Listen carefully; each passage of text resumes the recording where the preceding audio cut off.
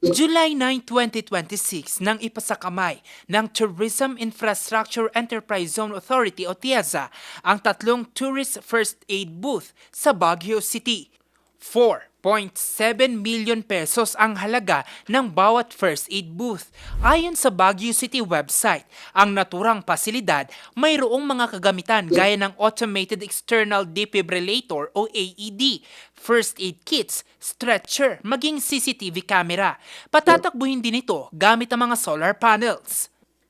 Yun lang, mag-iisang buwan matapos ang turnover ceremony, hindi para umano ito nagagamit sa mga emergency cases na nangangailangan sana ng paunang lunas. Saksi dito ang tinderang si Miriam at tauhan ng isa sa mga biking concessionaire na si Ronald. Madalas daw kasi silang makakita ng insidente sa lugar, lalo na kung magkabanggaan ang mga turista sa biking area. Maganda raw sana kung nagagamit ang pasilidad para mabigyan ng paunang lunas ang mga biktima habang naghihintay ng saklolo. Hindi pa naman sa ngayon. Pero nung dumating yan, hindi pa.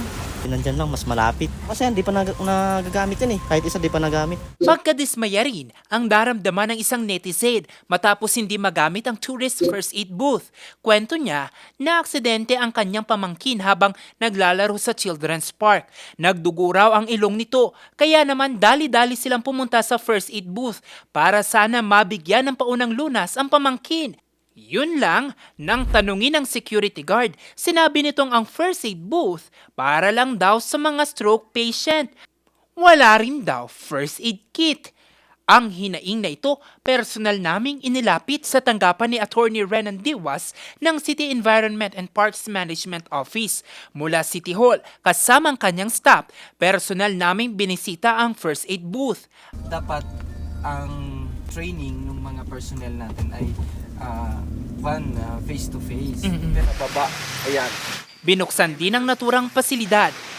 Doon, makikita ang AED, stretcher. Mayroon ding first aid kit, gaya ng ice pack, povidone iodine, alcohol pad, bandage, maging paracetamol.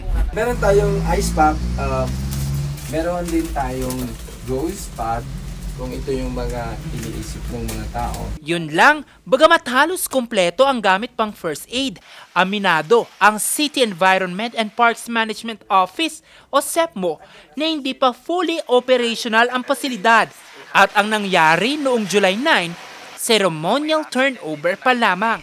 Nagkulang siguro kami is that hindi namin nasabi na yung ceremonial turnover, yun yung pag-turnover pala nung palang nung mga kwan na yun, booth na yun, para i-start na igawa. Okay. Pero since kwan kasi siya, good siya, meaning to say nakakwan na siya eh. Parang Established. ilalagay na lang, no? Nilagay nila, pero may mga other components pang kailangan ilagay doon. Patunay raw dyan ang hindi pa gumaganang boto na ito na nakakonekta sa Smart Command Center ng Baguio. At ang malala, ang pasilidad, wala pa palang energy source. Pero sa ngayon, linawin lang natin, hindi pa operational to kahit papindutin ko yung sir, wala pang sasagot sa akin. Yan. So, dito tignan nyo, hindi pa siya pa. Wala pa siya, hindi pa siya. Kasi itatayo pa lang nila yung power source niya.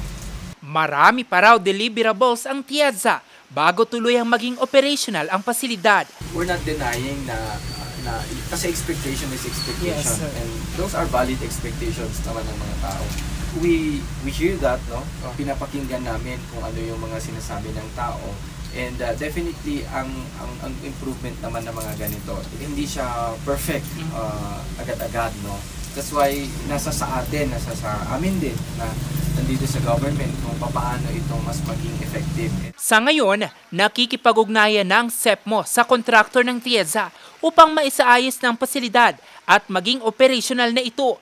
Pangako naman ng City Environment and Parks Management Office Head, Attorney Renan Diwas, na sa August 15, magiging maayos na ang pasilidad. Jose Robert Inventor, RNG News.